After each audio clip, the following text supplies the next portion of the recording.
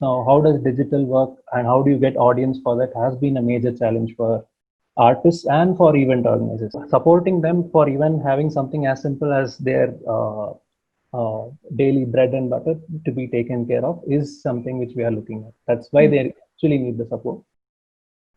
Hello, everyone. Welcome to What Happens Next.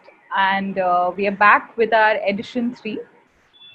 What Happens Next is a interview series that we have been doing where we talk to artists and people from the arts community. And we are very excited to bring in the third edition, which is specifically called Support Series. And we're looking at spotlighting certain artists and certain art organizations who are really working on certain fundraising activities and also who need your support. So I'm very excited to bring in and welcome our guest for today, Art Coach. Art Coach is a platform that combines opportunities and approachability in a creative and structured way, with an objective to design, develop, and deliver the artist's experience and the audience experience in the right required impact. So, and I'm very excited to bring in Aditya R. Iyer, who is an engineer by training from Bangalore, and he co-founded Art Coach along with Puneet Arora. Welcome, Aditya. How have you been? I'm doing good. How are you? Great. So excited to have you on the platform. We've been following your work, and it has been really great to see the kind of events that your platform has been doing. And I wanted to know, just to know your story. How did you come up with the idea of a platform like Art Coach, and how did this thing start? A typical story of two Indian IT males meeting in software company. So Puneet and I used to work at SAP before. Both of us always had this inkling or an idea of doing something different. And even at the company, we used to do a lot of engagement activities like bringing in artists, etc. So we used to always find that a bit challenging because you can't approach artists directly, like as in you have too many layers in between. So we thought, okay, this is a problem which probably everyone else is facing because 90% of the world is not into the arts field. So you really don't have connects to get in touch with people. So that's where we began the journey of just starting it out as a listing company where we could help people. But then slowly over the years, this was probably back in 2016, 17, around that period. And post that, we set up the company and we figured out that this is not just about listing. Artists also need help in figuring out the whole business side of things, etc. So that's where the journey began. And it's been sort of 3-4 years now since we've been working. Lovely. So maybe around 2014 is when you must have 16, 17, around that time was when just the idea. 17. Sorry, yeah. Yeah. Oh, great. Yeah. Amazing. So are there some of these successful shows that you must have done that just comes up to your mind immediately when you think about So yeah, so the idea behind it was always have a whole wide spectrum of artists and hosts that we work with, and we work with a lot of major corporates like JSW, Schneider. We've also worked with Bosch, specific communities like India Hikes, and the other side of things, we also work with MBA colleges for providing different sort of experiences. It's not just going to be okay, you have a college fest, but we'll provide for that. We also provide workshops to them, etc. On the other side of things, with the classical side, we have worked with a lot of festivals like Kalarnava, etc., which recently we have been getting more into it, and also like providing support for, let's say, the Bangalore Poetry Festival. Oh, lovely. That's been our. Great. So the kind of artists that you work has been quite diverse in that way, I would say. Yeah. And what is what is that one thing that you've realized while working with this kind of array of artists that has been really challenging for a platform like you to work on? Like, what are some of those challenges that you face? Okay, so basically, if you look at it, it's two portions of it, two completely different sections in terms of the host and the artist. So, host is something which we categorize as the guy who's organizing, or the people who are organizing the events, and the artists are basically even fine arts, etc. Whatever you take, the challenges are quite similar for all the artists, regardless of which genre they work under. And similarly, no matter whether you're organizing a small birthday party for yourself or let's say a huge corporate event, the challenge is same. First is sourcing the right artist for your event.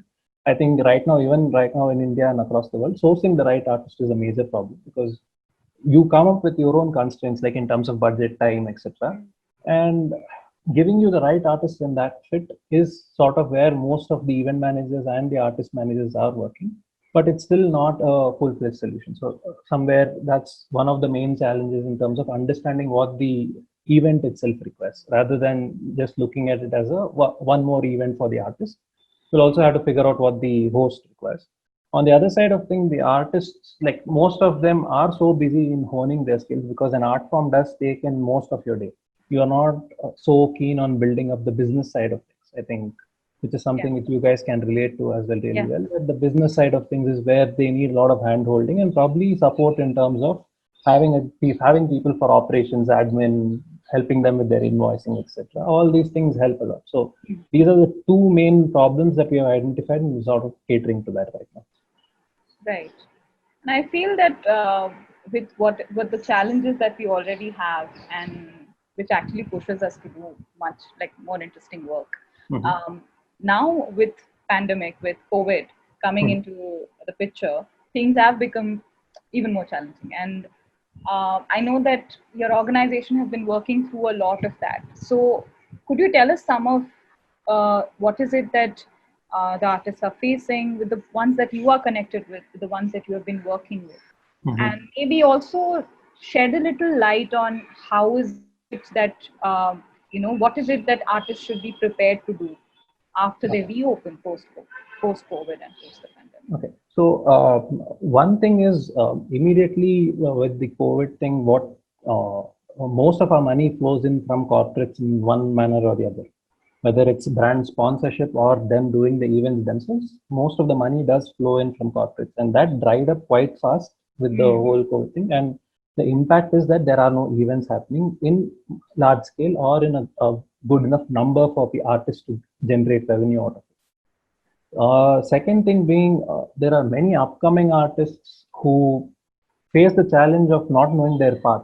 And this path suddenly has changed from doing, let's say, let's take a comedian, for example, for someone doing live shows on a regular basis, weekly basis, to not having that path right now. So it has changed from that to probably, let's say, doing more digital shows. Now, how does digital work and how do you get audience for that has been a major challenge for artists and for event organizers. Definitely. So there has been sort of this learning curve of figuring out the digital thing. Like I think the first few months were power packed with events where even the artists themselves were learning how to set up the whole thing. Even though there were like at least 10 events from known artists every week, you would still be seeing a lot of technical glitches, etc. I think that has been a major difference in terms of I mean, the whole thing has been offset, like the path has changed. And how you look at it is any crisis is just an opportunity to learn something new. And probably for the first time, people have time to sit and research and figure out where they've been going wrong and what they need to improve on.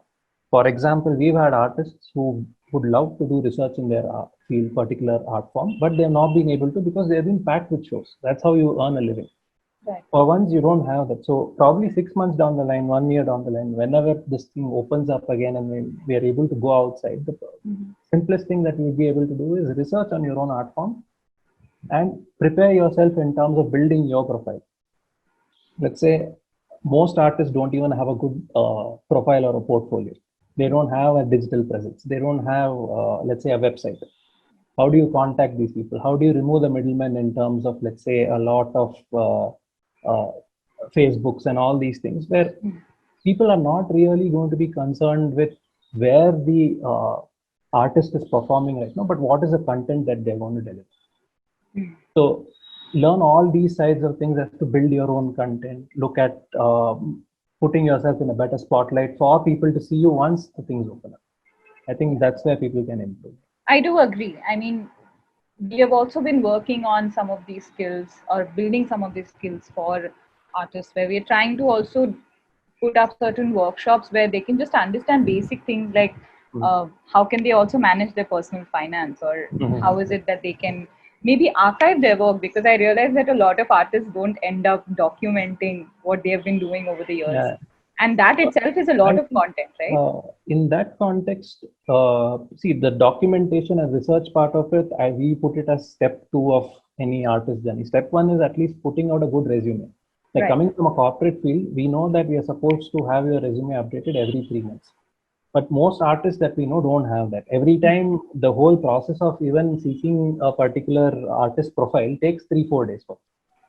The clients waiting on one side, and if you notice it, the clients are always in a hurry to do their events, so you need to Yeah. provide the profiles, etc. And for 90% of our artists, what we do is we take whatever information we have, we make a profile from our side, and then we put it. So this is Mm. also a service that we are really keen on addressing during this time, because you have time to put up content. For Yeah. the first time, you have time to, let's say, sit down and write what you've achieved from day one till now, and which also then goes into what you've been mentioning about, let's say, documenting on what work have you done.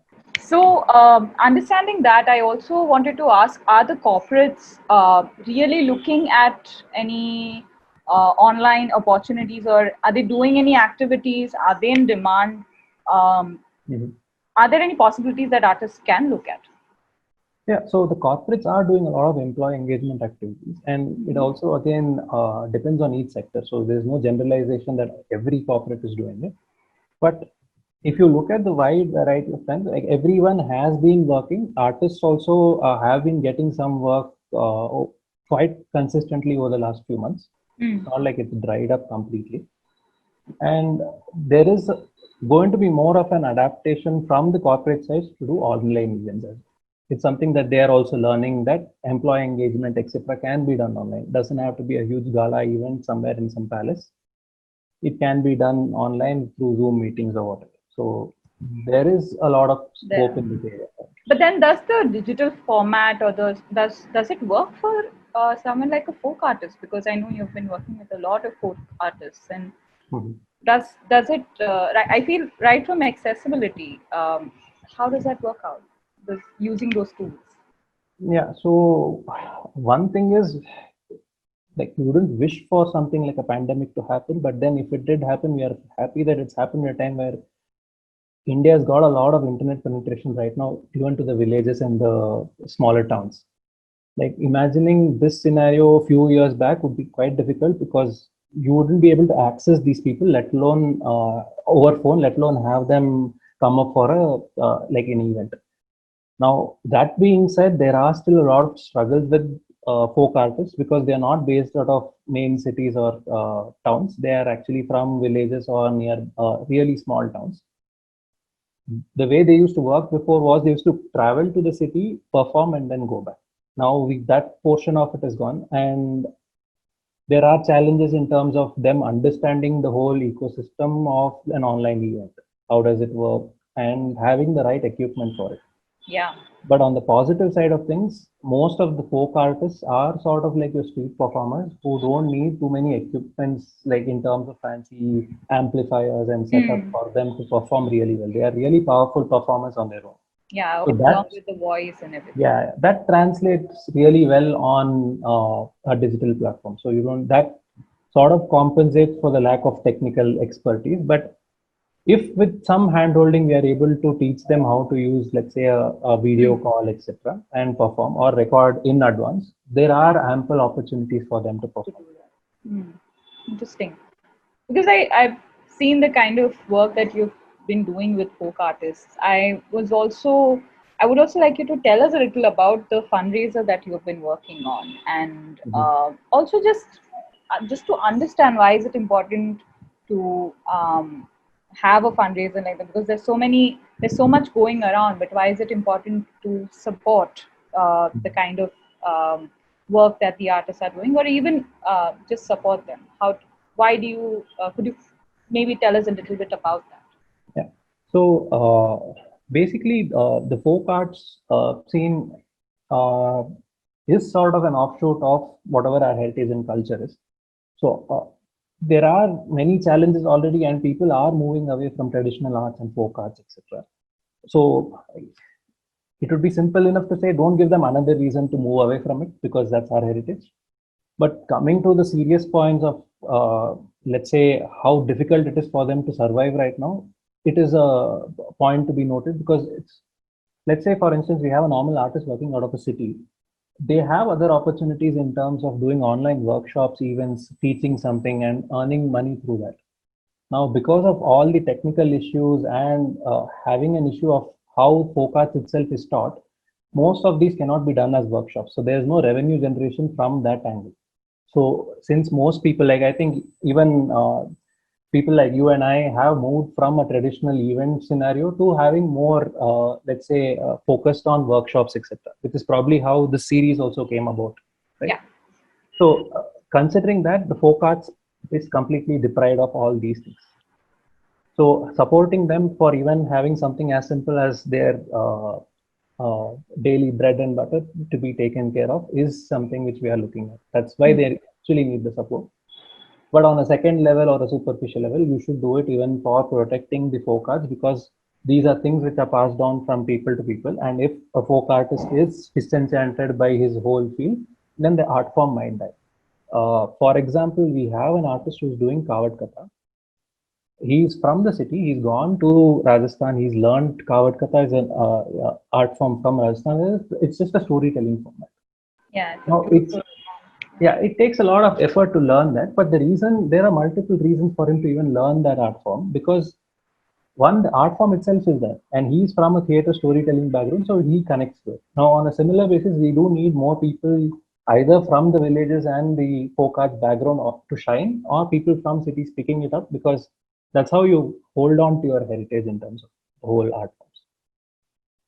I mean, that must have also one of the reasons, not completely diverting from the fundraiser, but one of the reasons why kind of having that next generation taking on the folk artists is also very difficult for the artists at this point, I think. And I'm sure that Art Coach is also helping kind of look at those issues and Yeah, problems. so traditionally the problem which we have faced is also that this is almost all folk arts, especially the really rural, typical Indian folk arts are like passed on generation to generation. It's not something which is taught in schools or it's not something which has institutes for it.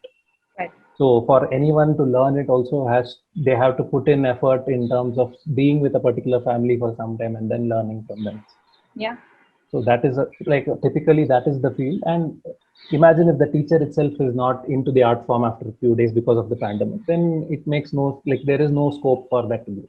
Yeah, because just understanding that the value is actually not just to learning that art form, but it is actually to really imbibe it into your lifestyle, which they have been, which the folk artists have majorly been doing, right? From like making the cover to actually presenting it as a story.